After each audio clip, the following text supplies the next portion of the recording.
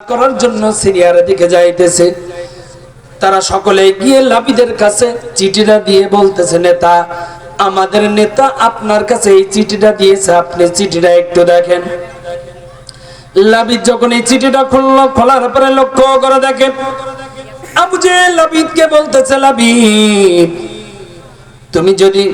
মুহাম্মাদের রবের মেসেজের মতো একটা আয়াত যদি তুমি বানাইতে পারো, ও লাবিদ তুমি শুনে নাও, তুমি শুনে নাও, ব্যবসা করার জন্য তুমি তো সিরিয়ায় যাইতেছো, তোমার ব্যবসার ভিতরে লাভও আছে লসও আছে, কিন্তু লাবিদ তুমি শুনে নাও, কোরআনের একটা আয়াত যদি তুমি বানাইতে পারো, এই মক্কার জমিনে, মক্কার ভিতরে তোমার মতন আর ধন কুমার কেউ থাকবে না, তোমাকে এত পরিমাণ সম্পদ দেওয়া হবে, এত পরিমাণ সম্পদ দেওয়া হবে। লাবিদ, তোমাকে মক্কার ভিতরে ধন কুম বলা হবে, সুতরাং তুমি একটু